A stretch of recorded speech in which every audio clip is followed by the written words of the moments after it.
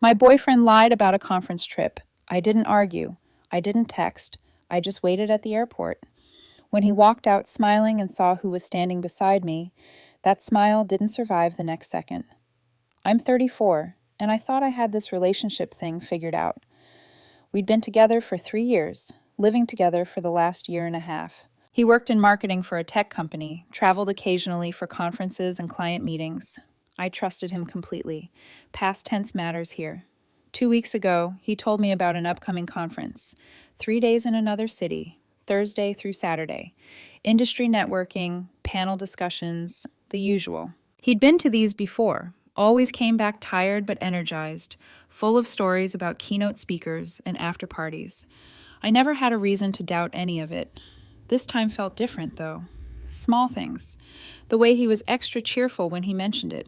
The way he packed more clothes than usual. Nicer clothes. He spent an hour grooming the night before, fixing his hair, choosing outfits with more care than I'd ever seen for a work trip. When I commented on it, he laughed and said he wanted to make a good impression for some potential clients. Makes sense, I said, and I meant it. Or I wanted to mean it. Wednesday night, the night before he left, we ordered takeout and watched a movie. He was distracted, checking his phone constantly. Every time I glanced over, he tilted the screen away slightly. Not obvious enough to call out, but noticeable enough to plant a seed of doubt. Thursday morning, I drove him to the airport. He kissed me goodbye at departures. Told me he'd call when he landed. "Love you," he said, smiling that smile I'd fallen for 3 years ago. "Love you too," I replied, watching him disappear into the terminal. I sat in the parking lot for a few minutes after, just thinking. Something felt off. My gut was screaming at me, but I didn't have any concrete reason to distrust him. Then I remembered something. His laptop was still at home. He always brought his laptop to conferences. Always. I drove back to our apartment and found it on his desk, closed but not locked away. I stared at it for a solid 5 minutes, debating. This was a violation of privacy. This was crossing a line. But the alternative was living with this gnawing feeling in my chest for 3 days. I opened it. His email was still logged in. I went straight to his sent folder, scanning the most recent messages. Nothing unusual at first. Work stuff, confirmations, the standard conference registration email. Then I saw one from 2 weeks ago. Subject line, "Can't wait." I opened it. My stomach dropped. It wasn't to a colleague. It wasn't about the conference. It was to someone whose name I didn't recognize, and the contents made everything crystal clear. Plans for the trip, which hotel, which room number, how they'd finally have 3 uninterrupted days together. The last line, "She'll never know. I'll handle everything." I read it 3 times, making sure I wasn't misunderstanding. There was no misunderstanding. Update 1. I sat at his desk for probably 20 minutes, just processing. The anger came in waves, hot and sharp, making my hands shake. But underneath it was this cold clarity. He'd planned this, calculated it, lied to my face while kissing me goodbye. I could have called him right then, could have sent screenshots, could have blown up his phone with accusations, but something stopped me. Maybe it was pride, maybe it was strategy. I wanted him to feel exactly what I was feeling. That moment of realization when everything you thought was solid turns out to be built on lies. I went back through his emails looking for more context. Found their conversation history going back 4 months. It started professional. She was a vendor his company worked with. Then it got friendly. Then it got inappropriate. Then it got explicit about what they wanted to do when they finally met in person. 4 months. He'd been planning this, fantasizing about this, lying about this for 4 months. I took screenshots of everything, sent them to my own email, then deleted the sent message from his account so he wouldn't know. Then I looked her up, found her on social media easily enough. She'd been tagged in some of his company's vendor posts. Early 40s, married, based on her profile, pictures with her husband, family vacations, anniversary posts. Of course she was. Her husband was easy to find too. His profile was public, full of family photos and motivational quotes about loyalty and commitment. I felt sick looking at it. I called my best friend and told her everything. "What are you going to do?" she asked. "I don't know yet," I said, "but I'm not letting him come home and pretend nothing happened." "You could confront him now. Call him out." "No," I said, the plan forming as I spoke. "He wants to play this game. Fine. But I'm controlling how it ends." I spent Thursday researching. Found out which hotel he was staying at. Easy, since he'd mentioned it in his emails. Found her husband's full name and contact information. By Thursday evening, I'd made a decision. Friday morning, I sent her husband a message. Kept it simple and direct. I don't know you, but I think you deserve to know something about your wife. I attached the screenshots. Didn't wait for a response. Just sent it and turned off my phone for a few hours. When I turned it back on, there were 17 missed calls from an unknown number and a voicemail. It was her husband. He was crying, thanking me, asking if we could talk. I called him back. Update 2. His name didn't matter, but his pain did. He'd suspected something was off with his wife, but convinced himself he was being paranoid. The screenshots confirmed his worst fears. We talked for over an hour. He was devastated, but also furious. The kind of cold, controlled fury that comes from years of being gaslit and dismissed. I want to confront them, he said. Both of them, in person. So do I replied. When does he get back? Saturday evening. Flight lands at 7. There was a pause. Then what if we were both there when he landed? The idea settled into place like a puzzle piece. I like that, I said. We coordinated. He was going to fly out Saturday morning, confront his wife at the hotel first, then meet me at the airport. I'd handle my boyfriend. We'd handle this together. 2 people who'd been betrayed by 2 people who thought they were clever enough not to get caught. Saturday morning, I got a text from my boyfriend. Morning. Conference is going great. Miss you. Can't wait to see you tonight. I stared at that message for a long time. The casual lie. The ease of it. How many other times had he lied this smoothly? I texted back, miss you too. Safe flight home. Her husband messaged me around noon. Just confronted her at the hotel. She tried to deny it, then admitted everything. Your boyfriend was there. He knows I know now. I told her I want a divorce. I'm heading to the airport. My heart was racing. My boyfriend knew he'd been caught, which meant the next few hours were going to be unpredictable. But I was already committed to the plan. I arrived at the airport at 6:30, giving myself plenty of time. Her husband was already there, standing near the arrival area, looking exhausted and determined. We'd exchange photos, so we'd recognize each other. When I walked up, he just nodded. Thank you for doing this with me, he said. Thank you for flying out here, I replied. We didn't talk much while we waited. What was there to say? We were 2 strangers bound together by betrayal, waiting to deliver consequences. The flight landed on time. We watched the arrival board, then positioned ourselves where he'd have to walk right past us. I had my phone ready, recording. If nothing else, I wanted documentation of this moment. Passengers started filtering out. Business travelers, families, couples.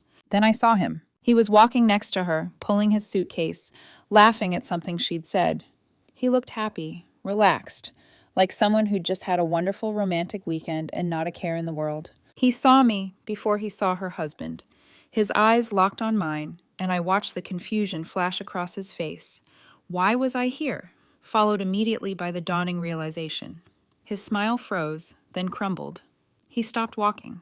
Then he saw who was standing beside me, and whatever color was left in his face drained completely. Update 3. He saw her husband a second after he saw me. He actually dropped his bag, just let it fall to the ground, while his mouth opened and closed like a fish. Hi, her husband said, his voice flat and controlled. Surprise. My boyfriend looked at me, then at him, then back at me. What are you doing here? He asked, his voice already shaking. Picking you up from your conference, I said calmly. Thought I'd surprise you. Looks like we're all full of surprises today. People were starting to stare. Airport confrontations always draw a crowd. We should talk about this somewhere private, he said. Why? I asked. You weren't concerned about privacy when you were planning this trip. His eyes darted around. I don't know what you're talking about. 4 months of emails, I said. 4 months of lying to me. Or did you forget I might eventually find out? He tried to shake his head. Elizabeth, please. Hearing my name out loud, like that, almost made me laugh. Really, I continued, because I have screenshots that say otherwise. Want me to read them out loud? Or should we spare everyone here the details of what you two planned for this weekend? Her husband stepped forward. I already know the details. She told me everything this morning, after I showed her the emails, after I told her I'm filing for divorce. My boyfriend turned to him, panicked. Please, we can talk about this. We can fix this. Don't, her husband said sharply. Don't say another word to me. 20 years of marriage, and you threw it away for what? A weekend in a hotel? My boyfriend was crying now. Real tears. But I felt nothing watching them fall. Please, he said to me, can we just go home and talk about this? Home? I repeated. You mean my apartment? The one you've been living in while planning to cheat on me? That home? I made a mistake, he said. A mistake is forgetting to buy milk, I interrupted. This was a choice. Multiple choices. Every day for 4 months, you chose to lie to me. You chose to message her. You chose to plan this trip. You chose to kiss me goodbye and tell me you loved me while knowing exactly what you were going to do. I do love you, he sobbed. No, you don't, I said. You love what I provide. Stability, a place to live, someone who won't question you. But you don't love me. If you did, we wouldn't be having this conversation in an airport. Her husband had turned back to his wife now, speaking low and intense, talking about lawyers, custody, how she'd destroyed their family. She was crying too, but trying to defend herself, making excuses about stress and feeling unappreciated. The classic cheater's playbook. Security started moving toward us. Folks, we're going to need you to take this conversation outside, one of them said. We're done here anyway, I said. I looked at my boyfriend one last time. Your stuff will be packed and waiting when you come by. You have until Wednesday to get it. After that, I'm donating whatever's left. Where am I supposed to go? He asked. That's not my problem anymore, I said. Maybe she can help you figure it out. You two seemed pretty good at planning things together. I turned and walked away. Her husband followed behind me. I could hear my boyfriend calling my name, but I didn't turn around. Update 4. We got coffee at the airport Starbucks, her husband and I. We were both shaking from adrenaline, both trying to process what had just happened. I can't believe we actually did that, he said. I can't believe they thought they'd get away with it, I replied. He showed me photos of his kids on his phone, told me about his marriage, how he'd supported her career, how he'd ignored red flags for years because it was easier than facing the truth. What are you going to do now? I asked. Divorce, he said without hesitation.